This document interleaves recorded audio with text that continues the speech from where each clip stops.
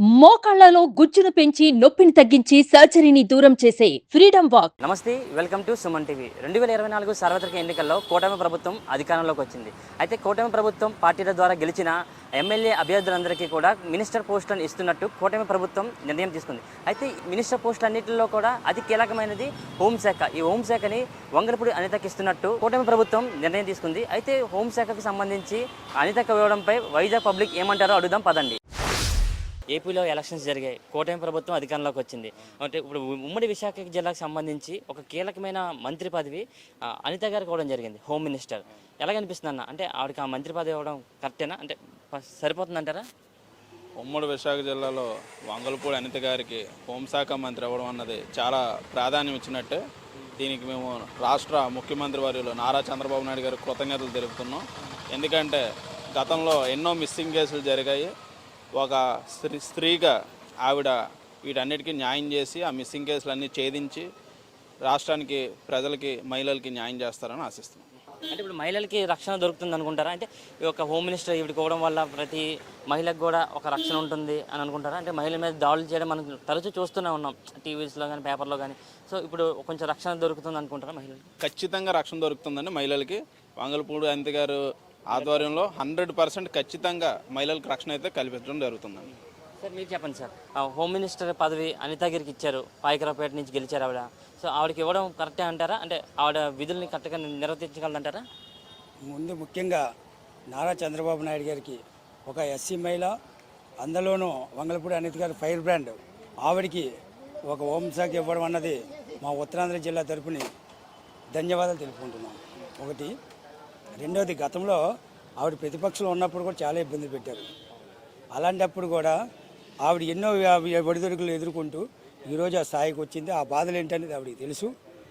ఒక హోంశాఖ ఆవిడ న్యాయం చేస్తుందని మేము అందరం అనుకుంటున్నాం. అన్న, గతంలో కూడా వైసీపీ ప్రభుత్వం దిశ చట్టం కూడా తీసుకొచ్చింది. దానికోసం ఒక స్పెషల్గా ఒక పోలీస్ టీం కూడా ఏర్పాటు చేయడం జరిగింది. అంటే మహిళలకి అప్పుడు భద్రత కల్పిస్తున్నామని చెప్పింది కదా. ఇప్పుడు టీడీపీ ప్రభుత్వం అధికారంలోకి వచ్చింది, హోమ్ మినిస్టర్గా అనిత గారికి ఇచ్చారు. అదే భద్రత అక్కడ కంటిన్యూ అవుతుంది అనుకుంటున్నారా, లేకపోతే ఇంకేమైనా మారిస్తే బాగుంటుంది అనుకుంటున్నారా? అలాగే గతంలో దిశ యాప్ అన్నారు, అది అన్నారు, కానీ ఆ దిశ యాప్ లేని యాప్ను సృష్టించారు తప్ప దాన్ని అమలు చేయలేదు. ఈరోజు కూడా దాన్ని ఆమోదపరచలేదు. కాబట్టి తెలుగుదేశం ప్రభుత్వం మన అనిత మేడం గారు ఆధ్వర్యంలో ఈ యాప్ అన్నది కరెక్ట్గా చేసి, కరెక్ట్గా ఫాలోఅప్ చేసి ఈ యొక్క మహిళలందరికీ కూడా న్యాయం చేకూర్చాలని ఆ మేడం గారికి ధన్యవాదాలు తెలుపుకుంటున్నాను. వంగలపూడి అనిత గారికి హోమ్ మినిస్టర్ ఇచ్చారు, కరెక్టే అంటారా సార్? అది కరెక్టే అంటే పెద్దలు ఇచ్చారు కాబట్టి దాన్ని మనం ఏమనలేము. కానీ పరిస్థితుల్లో రాష్ట్రం ఉన్న పరిస్థితుల్లో ఆమె చేయగలరు అని నేను ఎందుకు సందేహిస్తున్నాను. ఎందుకంటే ఆమె కొంత రఫ్గా మాట్లాడే తత్వం గల మహిళ ఆమె. ఇక్కడ చాలా జాగ్రత్తగా మాట్లాడి దాన్ని జాగ్రత్తగా గట్టెక్కించవలసిన పరిస్థితులు ఉన్నాయండి ఇప్పుడు. కానీ మరి ఇలాంటప్పుడు మరి చంద్రబాబు నాయుడు గారు ఇచ్చారంటే మరి దాన్ని మనం కాదనలేము. దాని చేత చేస్తారు. అయితే పరిస్థితుల్లో ఇంకొకళ్ళు ఎవరికైనా ఇచ్చి ఉంటే బాగుండు. అనిత గారికి ఇవ్వడం, ఒక మహిళకి హోమ్ మినిస్టర్ ఇవ్వడం చాలా మంచిదే. ఆమె సమర్థవంతురాలే. 5 సంవత్సరాలు ప్రతిపక్షంలో ఉండి చాలా తీవ్రమైన పోరాటాలు చేసింది, కేసులు కూడా ఎదుర్కొంది, లా అండ్ ఆర్డర్ని కూడా కాపాడగలిగే శక్తి ఆవిడ దగ్గర ఉంది.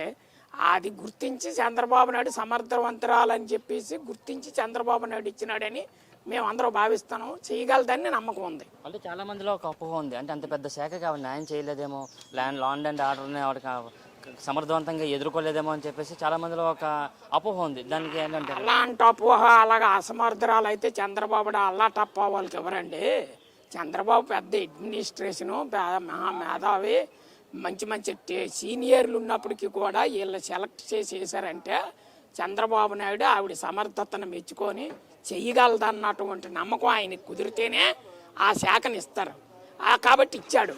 చెయ్యగలదని మాకు తెలిసి మేము అనుకుంటాను. ఆవిడ వాక్చాతుర్యాన్ని పెట్టి, ఆవిడ చేసిన పోరాటాలను పెట్టి ఆ శాఖను చేయగలదు, మానిటరింగ్ చేయగలదు, లా అండ్ ఆర్డర్ని కాపాడగలదు, పేచి ఎవరైనా ఏదైనా ఉంటే ఎదుర్కోగలిగే శక్తి ఆవిడకు ఉందని. గత ప్రభుత్వం వైసీపీ ప్రభుత్వం అధికారంలో మహిళల మీద అన్యాయంగా దాడులు జరుగుతున్నాయి, అక్రమంగా మహిళలు మిస్సింగ్ అవుతున్నారని చెప్పేసి పలు పోరాటాలు అయితే చేయడం జరిగింది టీడీపీ, బీజేపీ, జనసేన పార్టీలు. సో ఒక మహిళా కోటా కింద ఇప్పుడు అనిత గారికి ఇచ్చారు. సో మహిళలకు రక్షణ పెరుగుతుందని ఆశిస్తున్నారా మీరు? మహిళలకే కాదండి, మొత్తం ఆంధ్రప్రదేశ్ పౌరులకు అందరికీ కూడా రక్షణ కలుగుతుందని ప్రజలు ఆశిస్తుండ్రు. మేమందరం కూడా కామన్ మ్యాన్లుగా మేమందరం కూడా ఆశిస్తాను. తెలుగుదేశం ప్రభుత్వంలో కూటమి ప్రభుత్వం హోంశాఖను కేటాయించింది. మహిళకి ఈ ప్రభుత్వం పెద్దపేట వేసిందనడానికి ఇదొక తార్కాణం. వంగలపూడి ఎంత వృత్తిరీత్యా ఒక టీచర్గా జాబ్ చేసి రాజకీయాల్లోకి వచ్చింది. గత ప్రభుత్వం 5 సంవత్సరాల్లో అనేక ఒడిదుడుకులు తట్టుకుంటూ తన వాక్చాతుర్యంతో గత ప్రభుత్వాన్ని ధీటుగా ఎదుర్కొని ధైర్యంగా నిలబడింది. మళ్ళా పాయకరాపేట ప్రజలు బంపర్ మెజార్టీతో గెలిపించారు. కూటమి ప్రభుత్వం ఒక మహిళ కోటాలో ఒక ఎస్సీ మహిళకి హోంశాఖనిచ్చి ఒక అధిక ప్రాధాన్యం ఇచ్చారు. ఆవిడ పోలీసుల ద్వారా గత 5 సంవత్సరాలుగా ఎన్ని వేధింపులకు గురైందో మన అందరికీ తెలుసు.